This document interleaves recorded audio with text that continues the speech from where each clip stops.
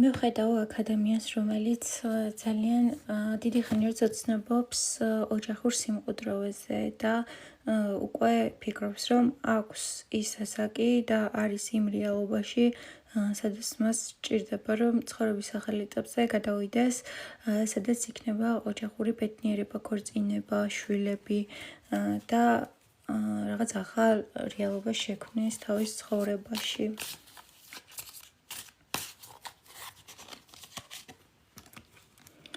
აქ ჩანს, რომ დიდი ხანია უკვე შინაგანად ამ ყველაფერზე ფიქრობ, დიდი ხანია უკვე ამისთვის გამზადებენ მაღალი ძაღლებიც რაღაცნაირად და შენში ეს რაღაცები მწიფდებოდა ცოტა ფარულად და შენთვის არ იყო ეს ნათელი, მაგრამ შენ გაქვს ძალიან დიდი სიმყარე უკვე საკუთარ თავში მოპოვებული.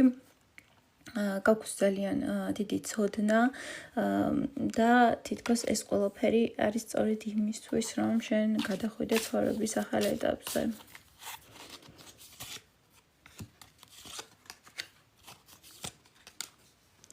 მომავალში ჩანს, რომ დეკემბრამდე, ამ წლის ბოლომდე ჩანს, რომ გამოჩნდება შენს ცხოვრებაში ადამიანი და აქ შეიძლება იყოს ორი ადამიანიც კი.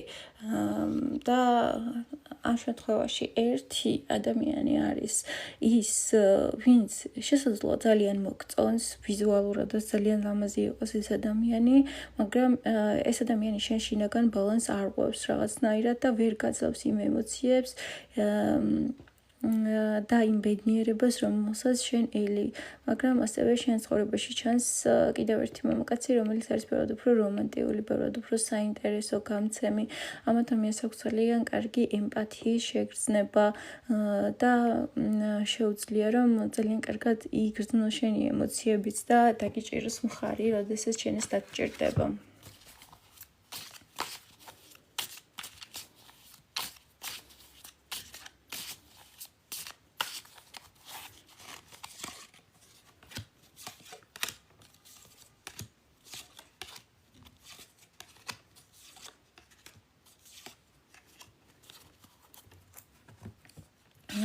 აქ ჩანს, რომ შენ უბრალოდ ამ პერიოდის განმავლობაში ხარ დაკავებული საკუთარი თავით, საკუთარი პიროვნული განვითარებით და ფიქრობ მხოლოდ შენს მომავალზე, შენს ცხოვრებაზე. თითქოს ძალიან დიდი მეტგაცრუება გქონდა წარსულში სიყვარულის მხრიდან და აქედან გამომდინარე დღეს ისეთ ენერგიებში ხარ, სადაც მხოლოდ საკუთარ თავზე ხარ ორიენტირებული.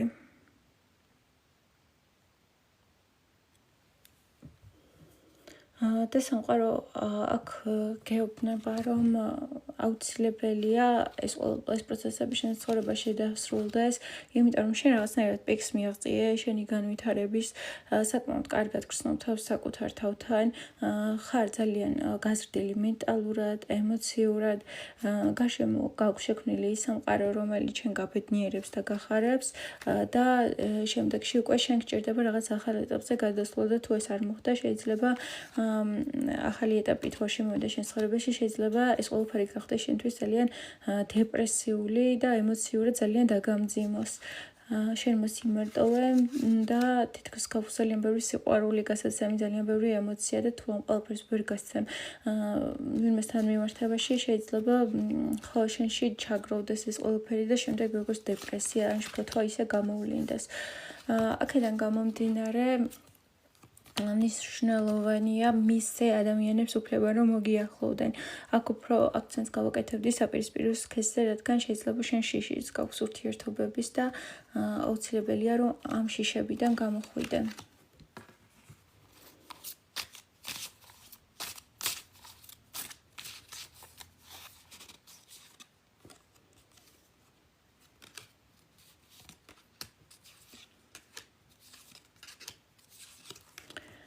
საჭიროა უფრო მეტი კომუნიკაცია ხალხთან, ადამიანებთან, ნაკლებად ჩაიკეტა საკუთარ თავში, ყოველთვის დააფიქსირე შენი აზრი და ანუ არ ეცადო საკუთარი აზრების, ასე ვთქვათ, განდევნას და უარყოფას, იმიტომ რომ ყველა აზრი, რომელიც შენს თავში მოდის, საჭიროა რომ ეს ყველაფერი გარეთ გამოვიდეს, გამოვლინდეს და იხილოს დღის სინათლე, იმიტომ რომ შემდეგ ეს შიგნიდან შეიძლება განადგურებდეს თუ არ არის გარეთ გამოხატული ჯანსაღად.